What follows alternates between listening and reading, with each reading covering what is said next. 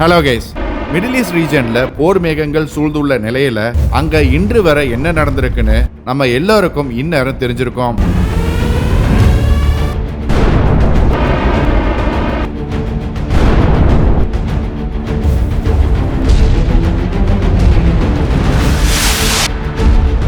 கடந்த 28 பிப்ரவரி 2026 அன்று உலகையே அதிர வைக்கும் வகையில அமெரிக்காவும் இஸ்ரேலும் இணைஞ்சு ஈரான் மேல ஒரு மிகப்பெரிய வான்வழி தாக்குதலை தொடங்கினாங்க.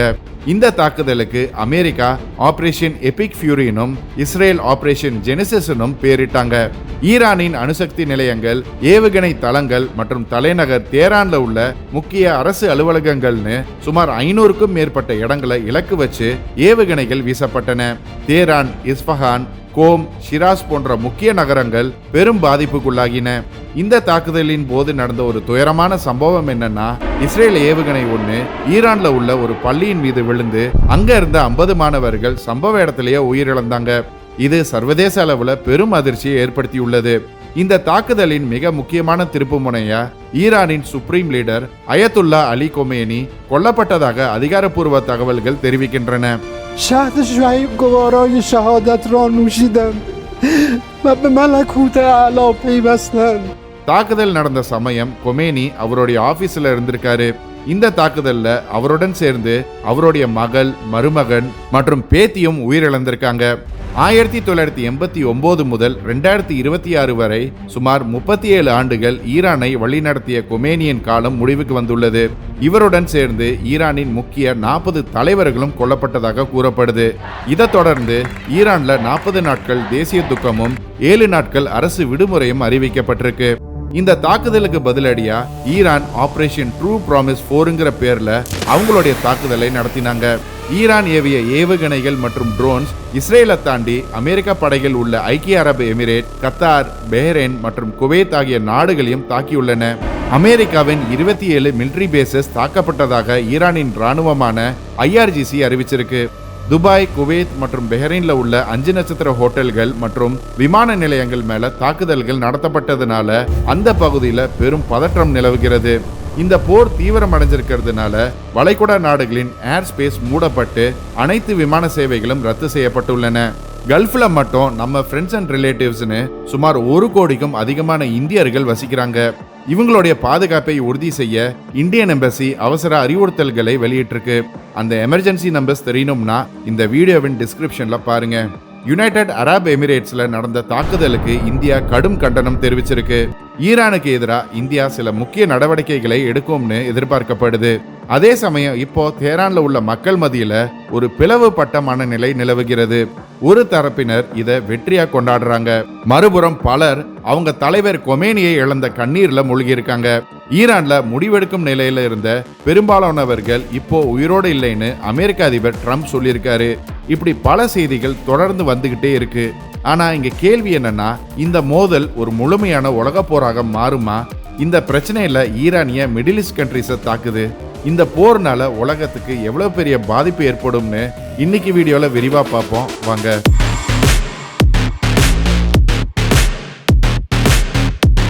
இந்த வீடியோல இந்த போரின் நிலவரம் இப்ப என்ன, ஈரானிய மிடில் ஈஸ்ட் நாடுகளையும் தாக்குது மற்றும் இது எப்படி உலக நாடுகளை பாதிக்கும்னு சொல்ல போகுது.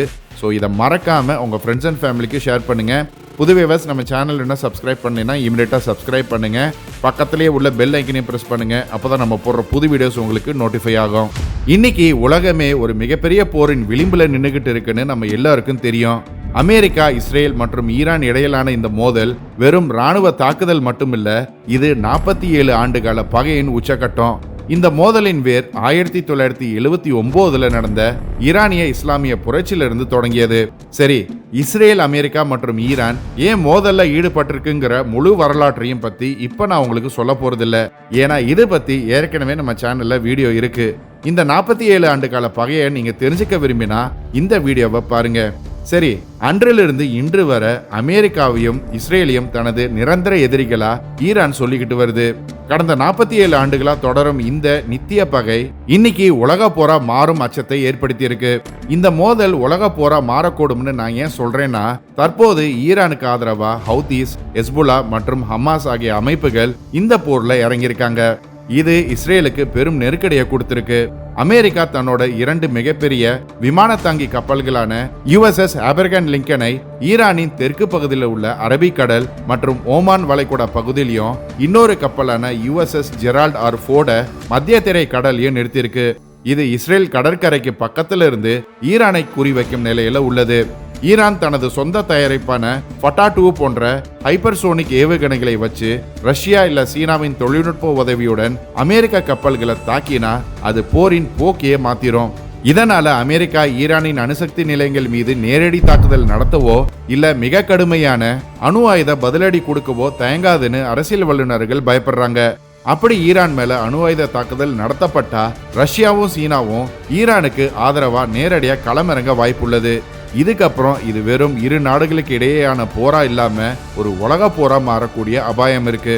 ஈரான், அமெரிக்கா மற்றும் இஸ்ரேலுக்கு இடையில பழைய பகை இருந்தாலும் இன்றைய சூழ்நிலைக்கு ஈரான் தயாரிக்கும் அணு ஆயுதம் ஒரு பக்கம் மற்றும் ஈரான்ல நடந்த உள்நாட்டு போர் இன்னொரு காரணம்.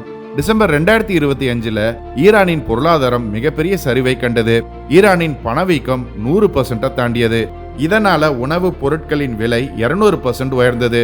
பசியாலும் வறுமையாலும் வாடிய லட்சக்கணக்கான ஈரான் மக்கள் வீதியில இறங்கி போராடினாங்க. ஆனா ஈரான் அரசு தன் சொந்த மக்கள் மேலேயே துப்பாக்கி சூடு நடத்தி ஆயிரக்கணக்கான போராட்டக்காரர்களை கொன்றது.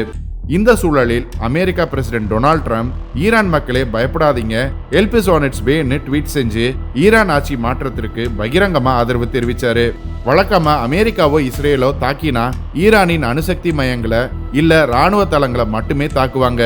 ஆனா இந்த முறை ஈரான் உயர்மட்ட அதிகாரிகளின் வீடுகள் நேரடியா தாக்கப்பட்டது.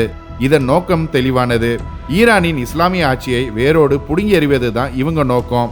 பிப்ரவரி 2026 தொடக்கத்துல அமைதி ஏற்படும்னு எதிர்பார்க்கப்பட்ட நிலையில ஓமான் நாட்டின் சமாதான பேச்சுவார்த்தைகள் தோல்வி அடைஞ்சது. குண்டுகள் விழத் தொடங்கியது. ஆனா 2003ல அமெரிக்கா ஈராக்கை வீழ்த்தியது போல ஈரானை அவ்வளவு எளிதா வீழ்த்த முடியாது. ஏன்னா ஈரான் ராணுவம் IRGC மிகவும் சக்தி வாய்ந்தது.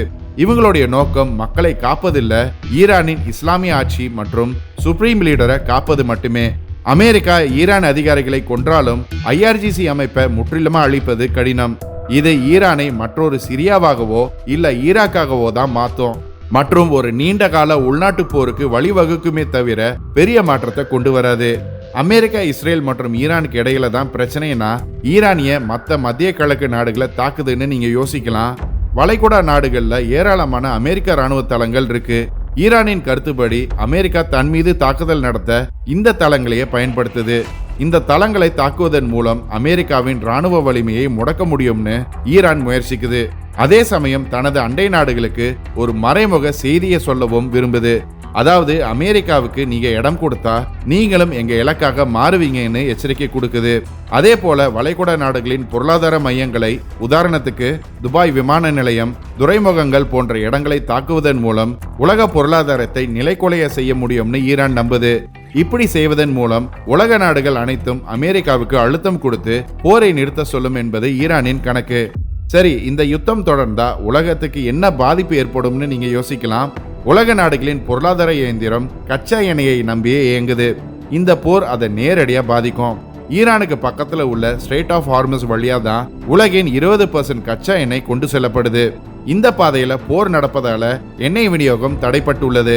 இதனால கச்சா எண்ணெய் விலை பேரல் ஒன்றுக்கு $120 முதல் $150 வரை உயர வாய்ப்புள்ளது. கச்சா எண்ணெய் விலை அதிகரிச்சா இந்தியாவில் பெட்ரோல் டீசல் விலை உயரும். இந்தியா தனது தேவையில 80%க்கும் அதிகமான கச்சா எண்ணெயை இறக்குமதி செய்யறதுனால டாலருக்கு நிகரான ரூபாயின் மதிப்பு மேலும் குறைய வாய்ப்புள்ளது. எரிபொருள் விலை உயர்ந்தா போக்குவரத்து செலவு அதிகரிக்கும். இதனால காய்கறிகள் முதல் எலக்ட்ரானிக் கூட்ஸ் வர அனைத்தின் விலையும் உலகளவில் உயரும். ஏழை மற்றும் வளரும் நாடுகள் பெரும் பொருளாதார சரிவை சந்திக்கும். இந்த போர் தொடங்கியவுடன் குளோபல் ஷேர் மார்க்கெட் சரிவை சந்தித்துள்ளது. இன்னைக்கு மட்டும் தங்கத்தின் விலை ராக்கெட் வேகத்துல உயர்வை கண்டுள்ளது. அடுத்ததா சர்வதேச வர்த்தகம் மற்றும் போக்குவரத்து பாதிக்கப்படும். அதாவது சூயஸ் கால்வாய் வழியா போகும் வர்த்தக கப்பல்கள் ஈரானின் ஆதரவு பெற்ற ஹவுதிஸ் அமைப்பினரால் தாக்கப்படலாம். இது உலக வர்த்தகத்துல பெரும் முடக்கத்தை ஏற்படுத்தும். ஈரான் மற்றும் அதன் அண்டை நாடுகளின் வான் எல்லைகள் மூடப்பட்டுள்ளதனால சர்வதேச விமானம் பயணம் மிகவும் கடினமாகும். அடுத்ததா இந்த போர் உலக நாடுகளை 2 குழுவாக பிரிக்கும். ஒன்று ஐரோப்பிய நாடுகள் மற்றும் சில அரபு நாடுகள் அமெரிக்காவுக்கு ஆதரவாக நிற்கும். இன்னொன்று, ரஷ்யாவும் சீனாவும் ஈரானுக்கு மறைமுகமாக ஆயுதம் மற்றும் பொருளாதார உதவிகளை வழங்கக்கூடும்.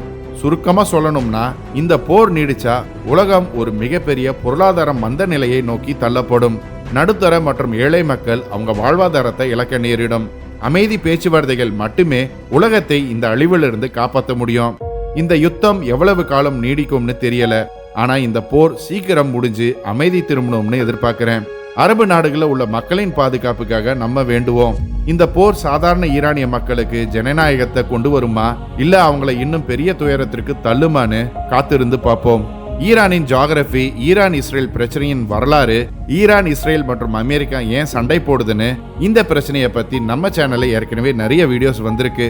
இந்த பிரச்சனையின் முழு விவரமும் உங்களுக்கு நல்லா புரியும். ஓகே கைஸ், இன்னைக்கு வீடியோ அவ்வளவுதான். இந்த போரை பத்தின உங்க கருத்து என்ன கமெண்ட்ஸ்ல சொல்லுங்க. இந்த வீடியோ பிடிச்சிருந்தா லைக் பண்ணுங்க, ஷேர் பண்ணுங்க. போன வாரம் கமெண்ட் பண்ண 10 பேரை பார்ப்போம்.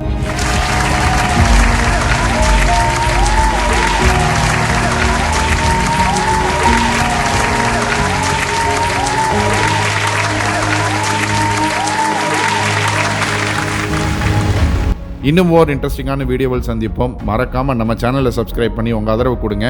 Until then, stay safe. Signing off. நன்றி.